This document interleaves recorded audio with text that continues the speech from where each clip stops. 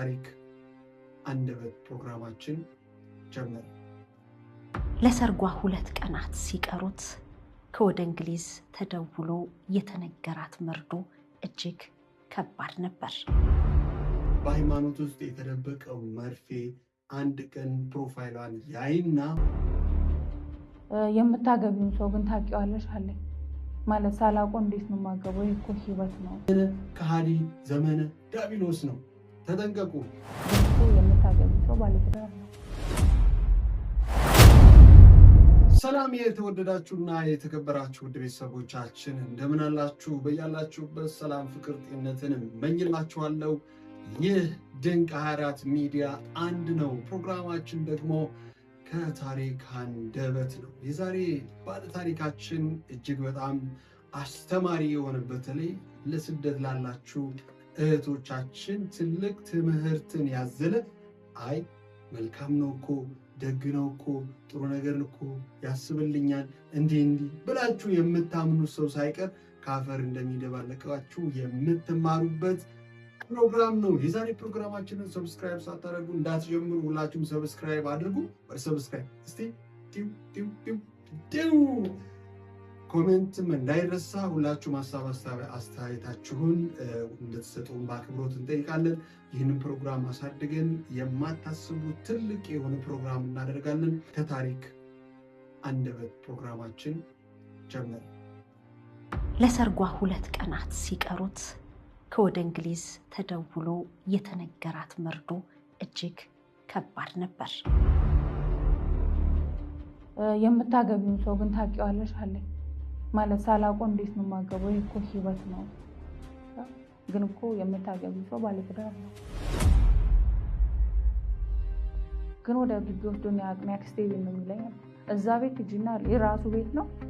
እንደዚህ አይነት ፍራሽ አለ፣ እንደዚህ አይነት ሶፋ አለ። ግቢና የብዙ ሴቶች እንባ ያለበት ቤት ማለት ነው። ቤተሰብ ተሰባስቦ ዘመድ አዝማዱ ለሰርጓ እየጨፈረ እሷ ግን በእንባ እየታጠበች ነበር።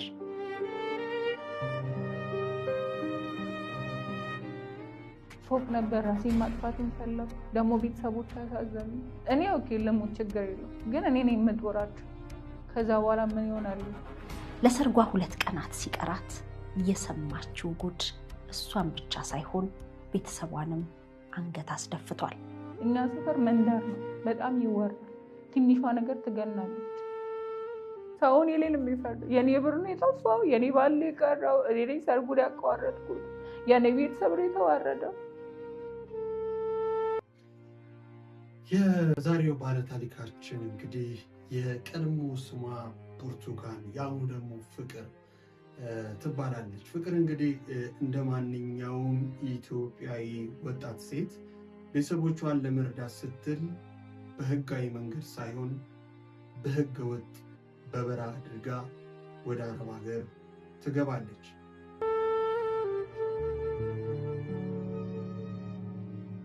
ያንን ልጅ አየሁት እያስፈለግ ልታገቢው የነበረው እግዚአብሔር ላይ በጣም አዘንኩበት። ከተረፉት ከሚስቱ ጋር ነው።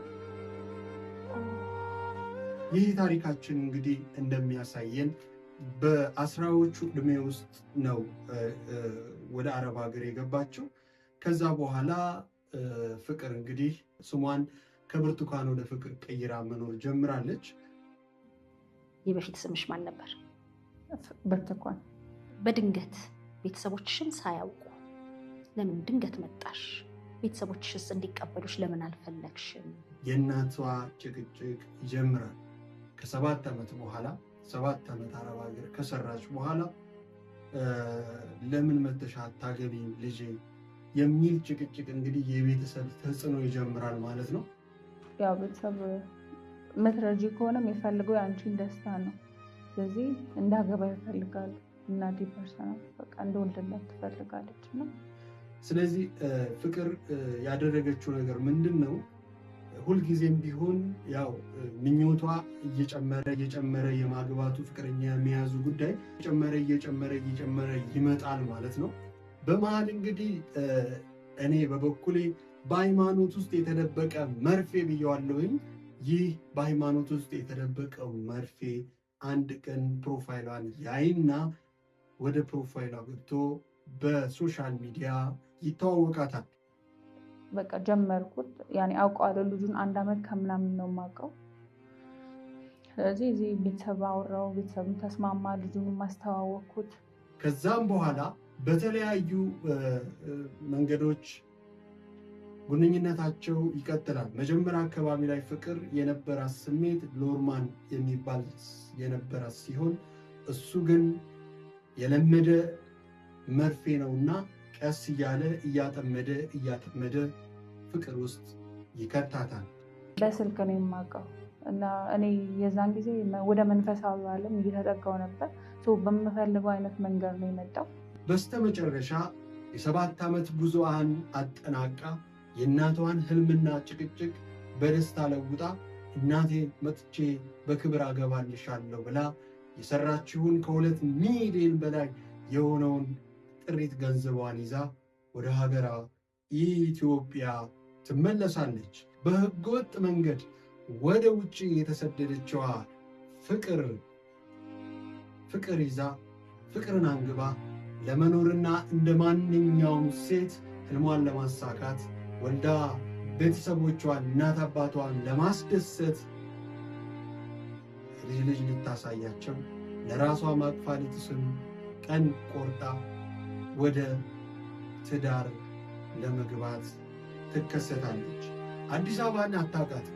አዲስ አበባን ስለማታውቃት ቤርጎ ይዛ ያለውን የሰርግ ፕሮሰስ በሱ በኩል ገንዘብ እንደሌለው ስለምታውቅ ወጪ እያወጣች ለእያንዳንዱ ግንኙነታቸው ኢንቨስት እያደረገች ፍቅራቸው ይቀጥላል።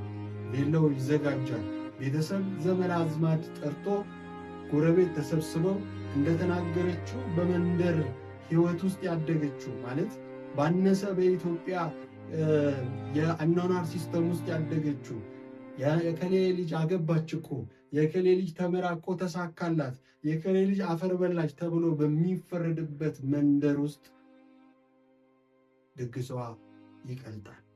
ድግሷ ከፍ እያለ ቤተሰብ እንደተለመደው እንግዲህ በሚከተሉት ሃይማኖት ድግሱ፣ መዝሙሩ፣ ምስጋናው ሁሉም ነገር እጅግ በጣም ተጣጥፏል። በዚህ ሰዓት ቬሎ ለብሳ ምን ይከሰታል? ስልክ ወደ ስልኳ ይደወልና እውነት የምታገቢው ሰው ታውቂያለሽ የሚል ጆሮን ጩብ የሚያስደርግ ንግግር ትሰማለች ማለት ነው። ቸርቿ ስሟ ነው የሚጠፋው። ለቸርቿ ነው የተደረገ። በሃይማኖት ውስጥ የተደበቀ መርፌ እስካሁን ድረስ ጓደኞቹ ምንም አይነት በሂደቷ ምንም ነገር ያሏት ነገር የለም። በምትፈልግበት ሰዓት ደውላ ታገኘዋለች። ቸርች አብሮ ሄደው ያመሰግናሉ፣ ይመለሳሉ። እጠራጠራለሁ ብላችሁ በምታስበው እሷ ተጠራጥራ የጠየቀችው ጥያቄ ሁሉ መልስ ያገኝ ነበረ። አጠገባቸው ጎናቸው ያሉ ሰዎች ሁሉ የሚደግፉና የሚቀበሉ ነበር። ስለሱ ምንም ነገር መጥፎ ነገር አትሰማም ነበር። ማታም ትደውል፣ ቀንም ትደውል፣ በደወለችበት ሰዓት ሁሉ የማውራት እድሉ ነበራት። ነገር ግን ይህ ሰውዬ የቸርች አገልጋይ ሆኖ ማንነቱን አንዳንድ ጊዜ ክፋትን የሚያስባርኩ ሰዎች እንዳሉ ታውቃላችሁ። እንደዚህ እንግዲህ ምንም አይነት ስህተት ክፍተት አላገኘችም። አንደኛ አገልጋይ ነው። ከእግዚአብሔር ጋር ኮኔክት እናደርገዋለን። በተለይ በየትኛውም ሃይማኖት ቦታ ላይ የምናገኛቸውን ሰዎች ቅዱስ አድርገን የምንቀበልበት መስመር ዛሬም ነገም ሊስተካከል ይገባል። አረጋግ ያስቀመጠኝ እሱ ላይ ሆኖ እኮ ይችላል። ምናልባት አንቺ እኮ ምናምን ይለኛል። ስለዚህ አሁን ዝም ብዬ ያዋለው። አዎ ልክ ነው። የዛሬ 10 ምናምን ዓመት 20 ዓመት ሰዎች በቸርች ወር ደግሞ በቤተ ክርስቲያን ወር በመስጊድ ስናገኛቸው የተሻሉ ሰዎች ሊመስሉን ይችላሉ ነበሩ። አሁን ግን እንደዚህ የለም። ዘመኑ ዘመነ አሪዮስ፣ ዘመነ ከሃዲ፣ ዘመነ ዲያብሎስ ነው። ተጠንቀቁ። ፍቅር ብሎ ካልጠራኝ እኔ ተሳስቻለሁ። አልለቀኩም። አእምሮዬን እንደለቀኩም አሰቡ። ልክ ከመድረክ እንደወረደ ለሚስቱ እንዳልነግር እሱ ቀድሞ እኔን ትሪት ማድረጉ ነው። ምንም አይነት መልካም ነገር ቢያሳያችሁ እንኳን የዚህ የእህታችን የህይወት እጣ ፋንታ እንዳይገጥማችሁ ማለት ነው። ሰርጉ እንደ ድግሱ ሁሉም ነገር ባለበት ቆመ። ተሸማቃ ዞር ስትል ብሯንም ይዟት ክንፍ ብሏል። ያገኘውን አገኘ። ከዛ በኋላ እሷ ግን ካረፈችበት አዲስ አበባ አልጋ ቤት ልብሷን ምኗን ትታ መንገድ ትጀምራለች። ብቻ ብዙ ዋጋዎቹን ትከፍላለች። ያላትን ከ600,000 ብር በላይ በመዝናናት ጭንቀቷን መሰበሯን የምትቀብርና የምታሸንፍ መስሏት ብዙ ዋጋ ከፍላለች። መጠን ፍቅር አለ ፓስተር አሁን ሳልኩ ከዛ እኔ ስሙን ጠራው አሁን ሳላውቀው መልኩ እና ፓስተር በጣም ደነገጠ። እንደዚህ አልጠበቅነው ማለት ግን ውፍረቷም ጨምሯል፣ ጭንቀቷ ጨምሯል፣ ብዙ ፊዚካሊ ነገሮች ተቀያይሯል። ብርቱካን ወደ ፍቅር በፍቅር ስትፈተን እጅግ በጣም በሚያሳዝን መልኩ ቤተሰብ ሳይረዳት ያ ያደገችበት አከሌ አፈር በላ የሚባልበት ሰፈር አፈር አበላት። ብርቱካን ቀድሞ ስሟን ብትጠላውም ፍቅር የሚለው ያሁኑ ስሟ ግን ዋጋ አስከፈላት። በሚያሳዝን መልኩ እናቷም ጭንቀት ውስጥ ገባች። በዚህ ሰዓት ወደ አዲስ አበባ ተመልሳ መጥታ ቀጥታ ወደ ትራመዳለች። የእጇ ላይ ያለውን ስልክ ትሸጠውና ወደ ዱባይ ትከንፋለች። ዱባይ ሄዳ እየሰራች 1 ዓመት ከምናምን ከሆናት በኋላ እዚህ የገጠማት የተመረመረችውና ውስጧ የተገኘው በጭንቀት ምክንያት የተከሰተው ህመም አሁንም ፈተና ይሆንባታል። ወንድሟንና የአክስቷን ልጅ ወደ ዱባይ ተበድራ እንዲሰሩና እንዲያግዟት እንግዲህ በእድሜ ከፍ ያሉ ቤተሰቦቿን ለማገዝ ቀጥታ ወደ ዱባይ ትወስዳቸዋለች። ለነሱም ሳይሳካላቸው የተበድራ የወሰደችበትን ገንዘብ ሳትከፍል እነሱም በችግርና በመከራ ወንዶቹ ወደ ኢትዮጵያ ይመለሳሉ። በዚህ ጊዜ ፍቅር በጭንቀትና በመከራ ውስጥ ራሷን ታገኘዋለች። በድጋሚ ወደ ቸርች ስትሄድ ግን የሚያሳዝን መልኩ ይህንን ነገር ትመለከታለች። ሚስቱ ይህንን ጉዳት አታውቅም። እሷ ምስኪን ነው፣ ፊት ለፊት ሆነ ታመልካለች። ከዛ ደግሞ በቃ አሁን ለእሷ መናገር ፈላ፣ ግን አሳዘነች። አላውቃትም፣ ግን አሳዘነች። ለምን ብሩ እንዴት እንዳመጣችው አውቃለሁ። እሱ 10 ሳንቲም አላወጣበት።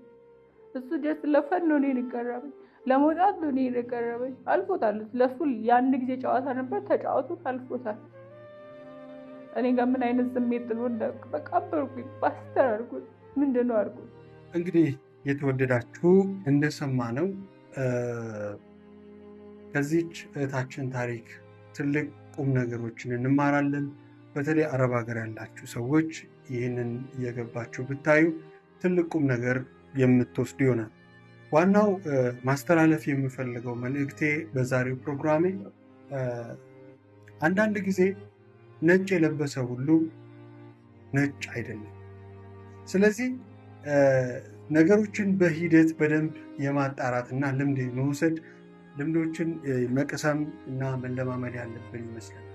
ሰላም የሚላችሁ ፍቅር የሚላችሁ ሁሉ ፍቅር አይደለም፣ ሰላም አይደለም እና የትኛውንም ያህል የሚጎዘጎዝላችሁ እንኳን ቢሆን እንዳታምኑት፣ በቀላሉ ልታምኑት ስለማይገባ ማለት ነው። እና ስለዚህ በጣም 3 ነገሮችን ብቻ ላንሳ። እቺ እህቴ እዛ ቸርች ላይ እንግዲህ በጣም በሚያሳዝን መልኩ እንደ በሽተኛም ልክም እንዳልሆነች ተቆጥራ ፓስተሩ እንኳን ሲከራከራት አንድ ነገር ተናገረች። ጠብቅ፣ እሱ ነው ብያለሁ፣ እሱ ነው፣ ጠብቅ፣ መጥቶ ያናግረኛል፣ ፍቅር ብሎ ካልጠራኝ እኔን ውሸታም አድርገህ ቁጠረኝ ብላ ስትል ከሰከንዳት በኋላ እግዚአብሔር ንጽሕናውን ሲያረጋግጥላት ፍቅር ብሎ ጠራት። ፍቅር ማለቱ ደግሞ ምንም ነገር እንዳታደርጊ አይቼሻለሁ፣ ምንም ነገር እንዳትናገሪ ብሎ ሚስቱ ከጎኑ ስለነበረች ይህን ማድረግ። ይህ ሰውዬ ሚስትና ልጅ ያለው ሰው ህይወቷን ከዛ ጀምሮ ከአረብ ሀገር እዛው ቢነግራት ምናል የበላውን በልቶ ያገኝተውን አግኝቶ እንግዲህ ገንዘብ እንኳን አይጠይቃትም። በጣም በሚያሳዝን ሀገር ውስጥ እስክትገባ የሰርግ ፕሮሰስ እስክትጀምር በአካል እስከሚገናኙ ድረስ ገንዘብ እንኳን ጠይቋት አያውቅም። እጅግ በጣም ፍጹም የሆነ ወንድ ነበር ለእሷ ማለት እና ገንዘብ ስላልጠየቃችሁ ገንዘብ ስላልበላ ኦር ደግሞ የሆነ ነገር ስለእናንተ ስላሰበ ስለእናንተ ጨነቃለሁ ስላለ ብቻ የሚጨነቅላችሁ አድርጋችሁ መቁጠር ልክ አይደለም ለማለት እወዳለሁኝ። ሌላው እንግዲህ እህታችን ተመልሳ መጣች። እንግዲህ ከዱባይም ጉዞ በኋላ ተመልሳ መጣለች። አሁን ቅርብ ጊዜ ነው የመጣችውና መታ የሚቀበላት አጣች። እዛ የተወሰነ መኖር ሞከረች። እንግዲህ የነበረባት ዕዳ አለ። ሀገር ውስጥ መጣች። የምታድርበት የምትውልበት የሚቀበላት ጠፋ። ቤተሰቦቿ ሳይሰሙ አዲስ አበባ ገብታለች እና አዲስ አበባ ከገባች በኋላ የምታውቀው በተለይ በቲክታክ እና በሶሻል ሚዲያ የምታውቀውን ሰዎች ጠራች። ግን አንድ ቲክታከር ጋር ደወለች። ያቺ ቲክታከር በስተመጨረሻ ልትረዳት ፈቃደኛ ሆነች። ግን ስትቀበላትም ቪዲዮ እየቀረጸች ነበረ በድብቅ። አንዳንድ ነገሮች ስታረግላትም እንደዚሁ ሳረግ ነበረ። በጣም በሚያሳዝነው ግን መደረግ የሌለበት ሁላችንም ልንማርበት በሚገባ ሰዎች አግዙን ብለው እኛ ጋር ሲመጡ ማድረግ የሌለብንና ከእነሱ ፍቃድ ውጭ መውጣት የሌለብን ትልቁ ነገር ምንድን ነው? ይቺ ቲክታከር በድብቅ የቀረጸችውን ቪዲዮ ወደ ሶሻል ሚዲያ ታጋራለች። ሶሻል ሚዲያ ላይ ወጥቶ ቫይራል ሲወጣ እናቷ ትመለከታለች። ስለሷ አዲስ አበባ ውስጥ እንዳለች ተሰብራ እንደመጣች ይቺ ቲክታከር ከለቀቀች እና እናቷ ከታመመች በኋላ መጀመሪያ ቃል የገባችላት ልጅ ቤቷ ወስዳ ተቀየረችባት። ከዛች ቲክታከር የተቀበለቻት እና በስተመጨረሻ እቺ እህታችን አሁን ከባድ የሆነ ችግር ውስጥ ነው የምትገኘው ማለት ነው። ይሄ ከጅምሩ የሚያሳየው ምንድን ነው? አንደኛ የቤተሰብ ፍላጎት ነው። የቤተሰብ ፍላጎት ቤተሰቦቻችን እንድናገባ ስለሚፈልግ ወይ ደግሞ ይሄ የተለመደ ልምድ አለ የእድሜ ጉዳይ ብለው ስለሚጨቀጭቁና እንድናገባ ስለምንፈልግ ብቻ እኛ ሳንፈልግ ወደማንፈልገው አቅጣጫ መሄድ የለብንም። የመጀመሪያው ነገር እሱ ነው። ሁለተኛ ቤተሰብ ቢሆን ይህንን ጉዳይ መረዳት ያለበት ይመስለኛል እና እናንተ ሙሉ ታሪኩን ገብታችሁ ተመልከቱ። ይህን ታሪክ ብታዩትና ብትመለከቱ ብዙ ነገር ትማራላችሁ ለማለት እወዳለሁኝ። በተለይ በስደት ያላችሁ ወንድሞቼ፣ እህቶቼ በተለይ እህቶቼ ሀገራችሁ ላይ በፍቅር ወደ እናንተ የሚመጣውን አካል መርምራችሁ ወደ ህይወታችሁ እንድታስገቡ አደራ ለማለት ፈልጋለሁኝ። የዛሬ ከታሪክ አንደበት የተሰኘ ፕሮግራሜ ይህንን ይመስል ነበረ። ሁላችሁም ቁም ነገር እንደጨበጣችሁ እርግጠኛ ነኝ። ስለዚህ ይህንን ገብታችሁ እዩ። ሸገር ኢንፎ ላይ ታገኙታላችሁ። ይህንን ስቶሪ እየገባችሁ ተመልከቱ። በያላችሁበት ሰላም፣ ፍቅር፣ ጤንነትን እመኝላችኋለሁ። በሚቀጥለው ፕሮግራማችን እንገናኛለን። እህታችንን እንግዲህ ማገዝ የምትፈልጉ ደግሞ እዛው ላይ ገብታችሁ በምታገኙት አድራሻ እንድታግዟት አደራ ለማለት ፈልጋለሁ። ሁላችንም ከታሪክ አንደበት ፕሮግራማችንን ሰብስክራይብ ማድረጋችን እንዳንዘነጋ። ያላችሁበት ሰላምና ፍቅር ጤንነትን እመኝላችኋለሁ። ቻው።